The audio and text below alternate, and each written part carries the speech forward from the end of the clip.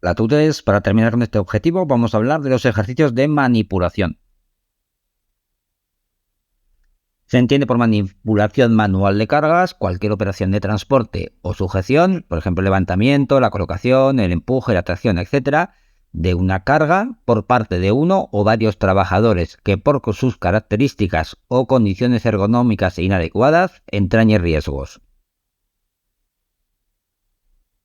Las lesiones o patologías derivadas de la manipulación de cargas pueden afectar a cualquier zona del cuerpo, aunque son más frecuentes en los miembros superiores y en la espalda, especialmente en la zona dorsolumbar. Las más frecuentes pues son musculares, tendinosas, ligamentosas y articulares, como pueden ser contracturas, esguinces, hernias discales.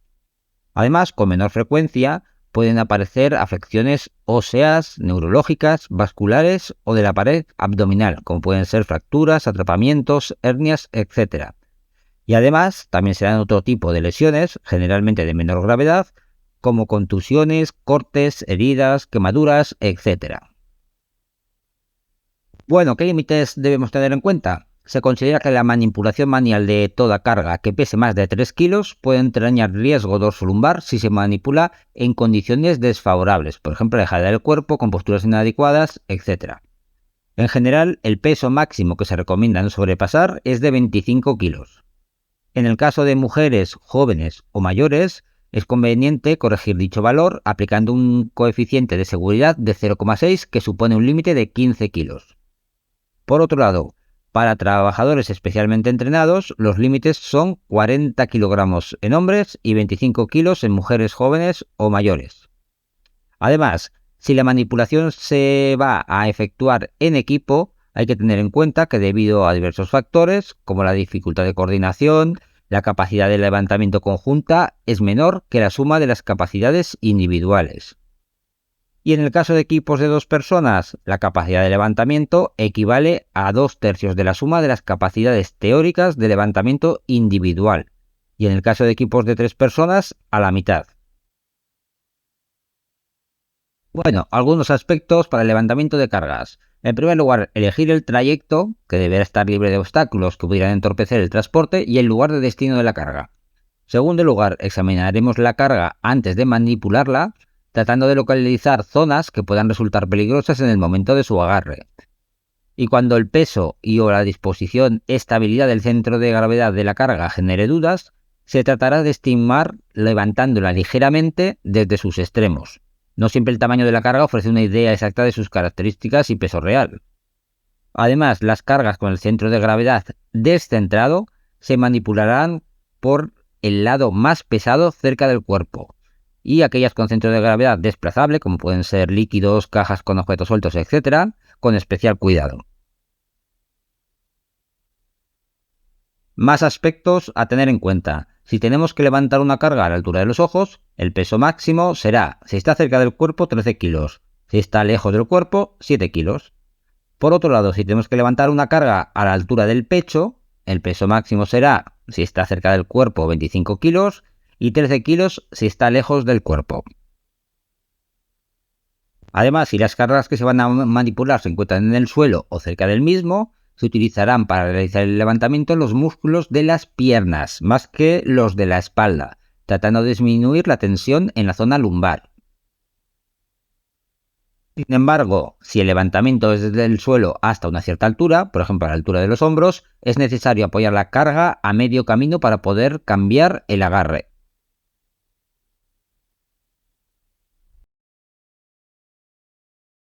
Levantar objetos pesados de forma incorrecta puede causar lesiones de la espalda o el cuello. Este video proporciona sugerencias para protegerse de lesiones causadas por el levantamiento. Primero, Armando está demostrando algunas técnicas incorrectas de levantamiento. Cuando se acerca al objeto, tiene los pies demasiado juntos. Está doblando la cintura, lo cual causa que se destiendan los músculos de la espalda. Está cargando el objeto demasiado lejos de su cuerpo. Y está torciendo el torso mientras que sostiene el objeto pesado.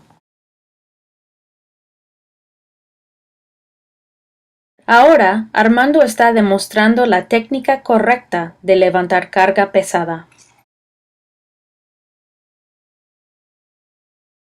Para levantar un objeto del suelo, Armando dobla las rodillas y mantiene la espalda derecha. Está parado con los pies separados y está usando toda la mano para agarrar el objeto. Está sosteniendo el objeto cerca de su cuerpo para prevenir lesión de los músculos. Finalmente, cuando se gira, lo hace con todo el cuerpo en vez de voltear solo el torso. Nunca intente cargar demasiado a la vez y evite levantar objetos demasiado pesados sin ayuda. Mejor, pida ayuda de otra persona para levantar carga pesada de una manera más fácil y más segura.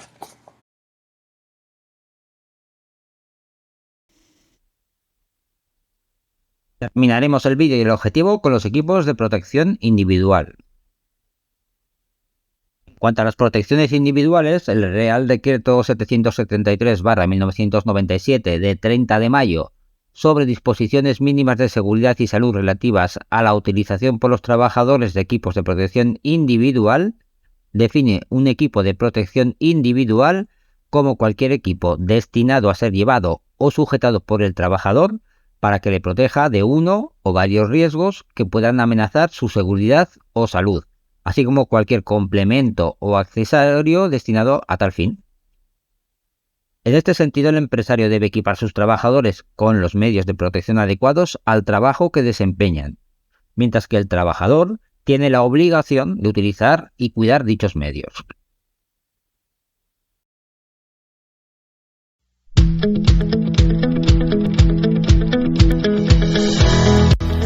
¿Qué es un equipo de protección individual?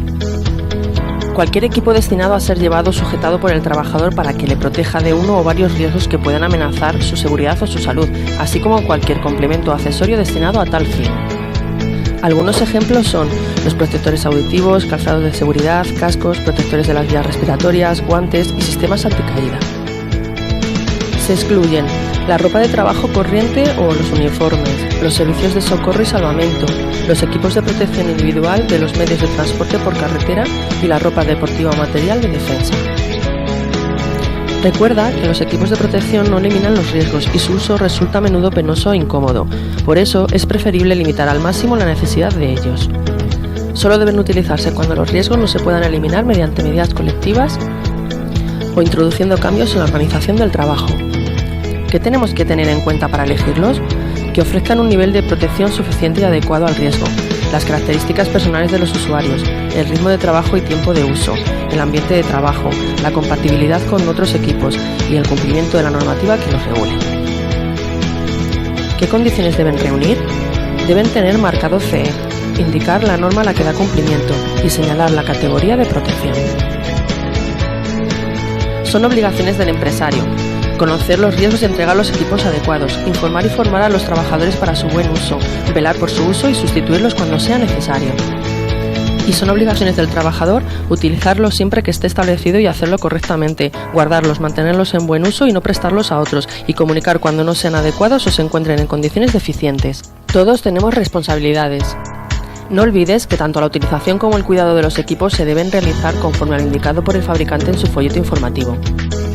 Debe contener la siguiente información: fabricante y datos de contacto, instrucciones sobre uso, almacenamiento y limpieza, clases, protección a los diferentes niveles de riesgo y límites de uso, fecha y plazo de caducidad en su caso. Este documento es muy importante y debe estar a disposición de los trabajadores.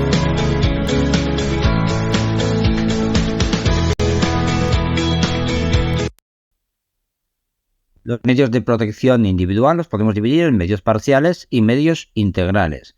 En cuanto a los primeros medios parciales, encontramos protección del cráneo, protección de la cara y del aparato visual, protección del aparato auditivo, de las extremidades superiores, de las extremidades inferiores y protecciones de las vías respiratorias. En cuanto a los medios integrales, tenemos los de categoría 1, categoría 2 y categoría 3. Comenzamos con las protecciones del cráneo.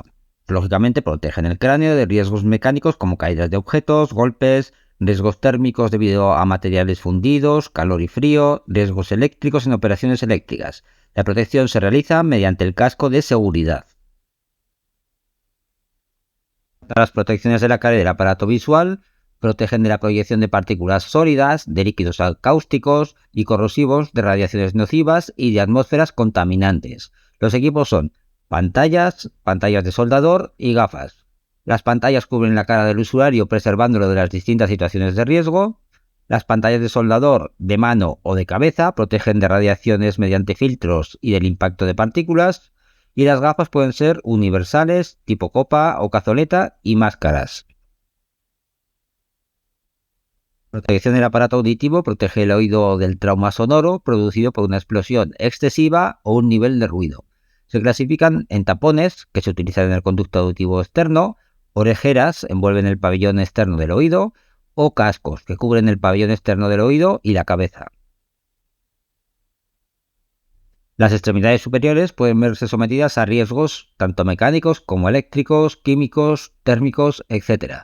Las protecciones son guantes, manoplas, manguitos de cuero o plástico. Los guantes aislantes de electricidad pueden ser de tipo según la tensión máxima.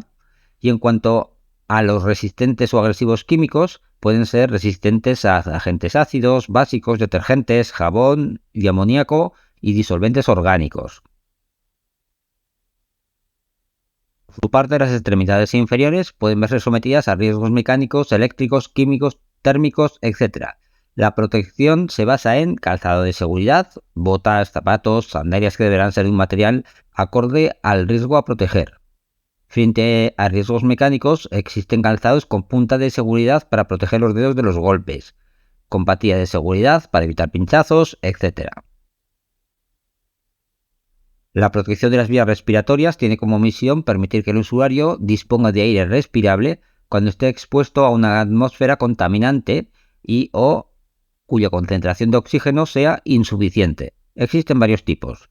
En primer lugar, dependientes del medio ambiente mediante retención mecánica y transformación físico-química, y mixta. Están compuestos de un adaptador facial y un filtro. También pueden ser independientes del medio ambiente, que pueden ser a su vez de aire comprimido o de aire fresco o bien autónomos. Y por último tenemos las de autosalvamento. Y por último tenemos los medios integrales de protección, que protegen frente a riesgos que no actúan sobre partes determinadas del cuerpo, como son las ropas de trabajo, prendas de señalización, cinturones de seguridad, etc. Ya hemos dicho que se divide en 3 categorías, la 1, la 2 y la 3.